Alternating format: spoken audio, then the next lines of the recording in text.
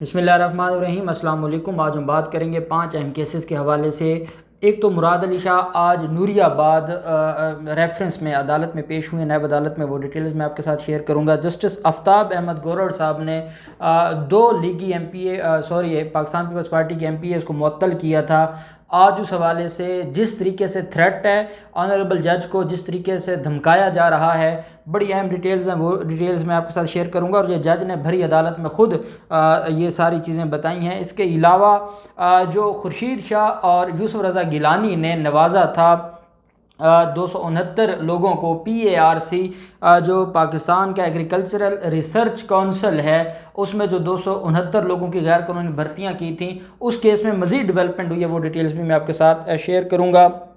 साथ Pakistan peoples party के ख़िलाफ़ जो अलाइंस बनाया जा रहा है JUIF और मुस्लिम लीग नून का, उसके ऊपर भी हम बात करेंगे। पहले तो मैं आपको मुख्तसर बताता चलूँ कि जो मामला था जस्टिस आफ्ताब अहमद गोरड़ साहब का, आपको याद होगा जस्टिस आफ्ताब अहमद गोरड़ साहब ने एक फ़ैसला दिया था, और फैसले की रूह से जो कुत्ते काटते थे सिंध में, अंदरून सिंध में, ये कहा गया था कि जिस इलाके में किसी मासूम बच्चे को या किसी भी मासूम इंसान को कुत्ता काटेगा तो उस इलाके का MPA मुअत्तल होगा। और इसी वजह से 2 MPAs को मुअत्तल कर दिया था, जिसमें एक MPA थी फरियाल तालपुर, जो कि आसिफ जरदारी की बहन थी। और यह गुस्ताखी हो गई, तो उस गुस्ताखी की बुनियाद पर, क्योंकि ये इंटरम एक ऑर्डर था जिसमें 2 लोगों को मुअत्तल किया गया था, तो आज फारूक एच नायक साहब पेश हो गए उसी अदालत में। जस्टिस आफ्ताब अहमद गोरड़ साहब, ये 2 रुकनी बेंच था, तो उसमें पेश हुए फरियाल तालपुर को बचाने के लिए। अदालत ने कहा हमारा मकसद किसी को ना ही असम्बली मेंबर्स के साथ कोई ज्यादती करना है, ना उनको छेड़ना है, लेकिन हम तो देखते हैं ग्राउंड रियलिटी ये है कि जब तक इन लोगों के खिलाफ कार्रवाई नहीं होगी, वहाँ कोई कुछ कर ही नहीं सकता, वहाँ पर कोई कार्रवाई हो नहीं सकती, मासूम लोगों को नहीं बचाया जा सकता। अगर किसी मासूम बच्चे को कुत्ता काट जाए, उसकी आंख निकाल ले, उसका बाजू जो है वो ज़ख्मी कर दे, तो फिर बताएं अगर मैं एक MPA की जो नोटिफिकेशन है उसको मुअत्तल करूँगा या मेंबरशिप मुअत्तल करूँगा, तो इसके अलावा मेरे पास क्या चारा है। दूसरा, अदालत ने कहा मुझे पता है एक वज़ीर ने यह धमकी दी है कि हम आपको लॉन्चर से उड़ा देंगे, रॉकेट लॉन्चर से। एक ने धमकी दी है कि आपकी तनख्वाह बंद हो जाएगी।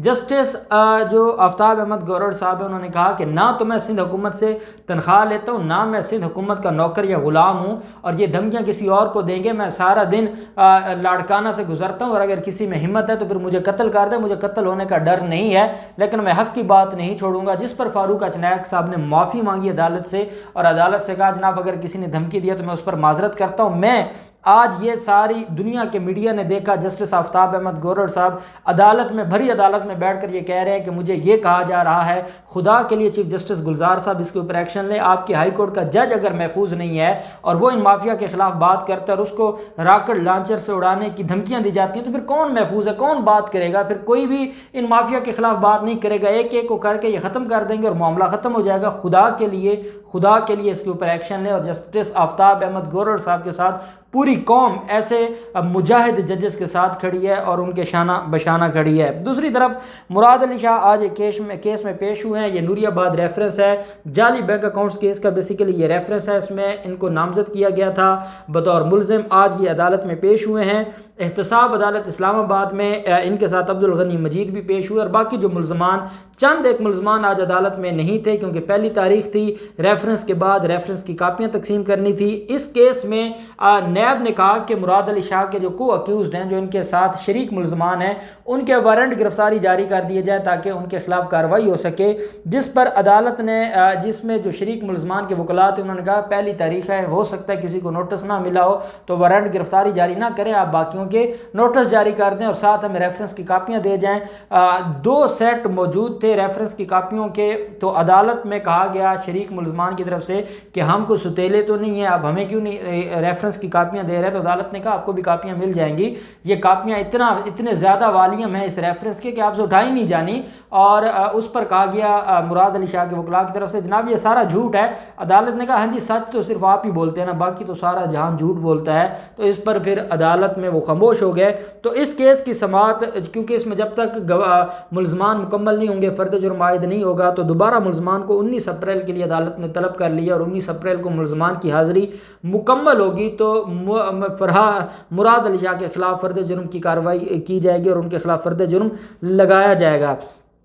اس کے علاوہ بڑا ایک اہم کیس تھا اور وہ PARC Pakistan agricultural research council کے حوالے سے آپ کو یاد ہوگا خورشید شاہ جب اس کمیٹی کو ہیڈ کرتا تھا وہ چیئرمین تھے اور جو پبلک اکاؤنٹس کمیٹی ہے تب بھرتی ہوئی تھی 269 لوگوں کی PARC میں اور یہ غیر قانونی بھرتیاں تھیں اور بعد میں ان کو معطل کر دیا تھا لیکن یوسف رضا گیلانی نے پھر ان کو بحال کیا تھا اور یہ معاملہ عدالت میں چلا گیا تھا اور 12/6/2019 کو اسلام آباد ہائی کورٹ نے فیصلہ دیا تھا ان 269 لوگوں کے خلاف اور اس میں 11 ملازمین کی جو ان کی معطلی کے آرڈر تھے ان کی جو ہے وہ عدالت نے تائید کی تھی معطلی کے آرڈرز کی۔ اس کے بعد کیا ہوتا ہے کہ ان میں سے کچھ ملازمین کو جو وزارت national food security and research ہے اس میں کمیٹیاں بنا کر بحال کیا جاتا رہا۔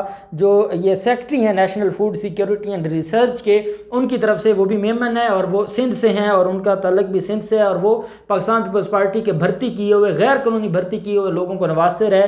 اس پر جو آج ایک درخواست فائل کی گئی ہے اور یہ national Pakistan agriculture research council میں یہ لا آفیسر ہیں ان کی طرف سے یہ عدالت میں محمد زہد اکرم ان کی طرف سے عدالت میں کنٹیمپٹ آف کورٹ فائل کی گئی ہے اسلام آباد ہائی کورٹ میں۔ یہ 2 رکنی بینچ اسلام آباد ہائی کورٹ کا جس نے آج سماعت کی ہے اور 2 ہفتوں کے اندر جو چیئرمین ہیں ڈاکٹر عظیم خان جو پاکستان ایگریکلچر ریسرچ کونسل کے چیئرمین ہیں اور جو سیکٹری ہیں national food security and research کے ان کو نوٹسز جاری کر دیے ہیں اور ذاتی حیثیت میں طلب کر لیا ہے۔ یہ ہیں پاکستان پیپلز پارٹی کے لوگ آج بھی خورشید شاہ احتساب عدالت کے باہر تقریر کرتے ہیں اور قوم کو جمہوریت اور پارلیمنٹ کے بھاشن دیتے ہیں اور ان کی حرکتیں دیکھیں کہ ان کے پرانے کیے ہوئے جو گناہ ہیں آج تک قوم بھگت رہی ہے۔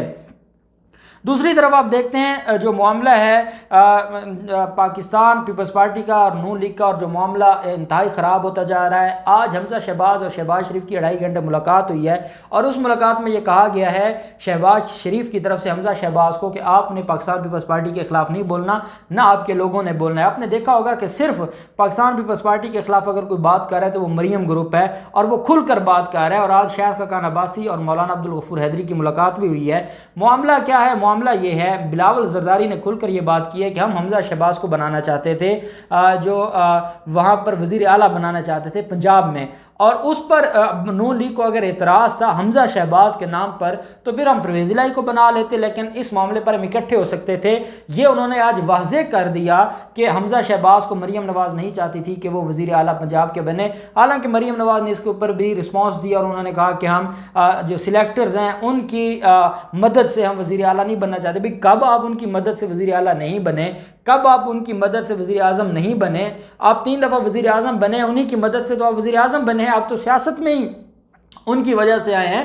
آج یہ امپائرز آپ ان کی وجہ سے بنا کر بیٹھے، آج آپ کو کوئی پوچھتا نہیں ہے انہی کی وجہ سے اور آپ پھر ان پر الزام تراشی کرتی ہیں کیونکہ اس وقت قیادت بدل چکی ہے اور آپ کو وہ پرانے سلیکٹرز یاد آتے ہیں جنرل ضیاء الحق اور جنرل پرویز مشرف جیسے، اس لیے اب آپ کو تکلیف ہے اور موجودہ آپ کو ریلیف نہیں دے رہے تو آپ الزام لگاتی ہیں، ایسی بات نہیں ہے۔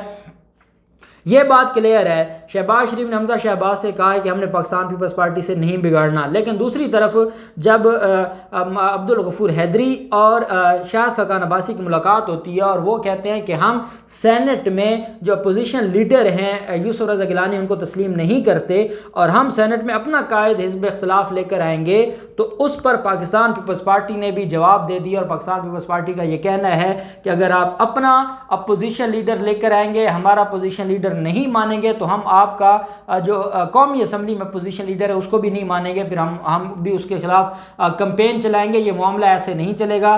تالی ہمیشہ 2 ہاتھوں سے بجتی ہے۔ اگر آپ یہ چاہتے ہیں کہ آپ ہمیں بلیک میل کر لیں، آپ چاہتے ہیں کہ آپ ان سارے معاملات میں اپنی مرضی چلا لیں اور آپ ہماری بات نہ سنیں تو ایسا نہیں ہوگا۔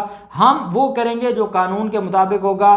پاکستان پیپلز پارٹی کا یہ کہنا ہے اور انہوں نے کہا کہ ہم پہلے بھی آئین کے تحت اور قانون کے تحت کام کر رہے تھے اور ہم آپ کا غیر آئینی مطالبہ نہیں مان سکتے کہ ہم پتھر اٹھا لیں اور ہم پہاڑوں پر چڑھ جائیں، ہم یہ کام نہیں کریں گے۔ اگر آپ نے ہمارے اپوزیشن لیڈر کو نہیں مانا تو ہم آپ کے اپوزیشن لیڈر کو نہیں مانیں گے۔ مریم نواز نون لیگ کو جس طرف لے کر جا رہی ہیں وہ میرے خیال میں ایک کھائی ہے جس میں گر کر یہ ہمیشہ ہمیشہ کے لیے ان کی سیاست دفن ہو جائے گی۔ شہباز شریف بچانا چاہتے ہیں، حمزہ شہباز اپنا کردار ادا کرنا چاہتے ہیں، لیکن جو سینئر لیڈرشپ ہے پاکستان مسلم لیگ نون کی، اس میں پرویز رشید ہوں، احسن اقبال ہوں، شاہد خاقان عباسی ہو، یہ سارے کے سارے لوگ کس کے ساتھ ہیں؟ یہ سارے کے سارے لوگ ہیں مریم نواز کے ساتھ، اور یہی وجہ ہے کہ مریم نواز کا لیڈرشپ کی بنیاد پر پلڑا بھاری ہے اور وہ حمزہ شہباز کو ٹف ٹائم دے رہی ہیں، اور یہ معاملہ دن بدن خرابی کی طرف جا رہا ہے۔ اب دیکھتے ہیں یہ جو معاملہ ہے، جو ان کے مسائل ہیں، جو ان کی آپس میں جو تصادم ہو رہا ہے، اور اب کھل کر پی ڈی ایم اور پاکستان پیپلز پارٹی ایک دوسرے کے آمنے سامنے آ گئے ہیں،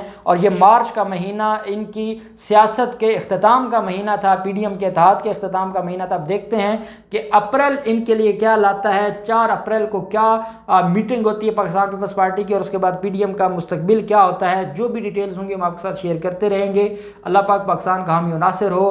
بہت شکریہ۔ اللہ حافظ۔ پاکستان زندہ باد۔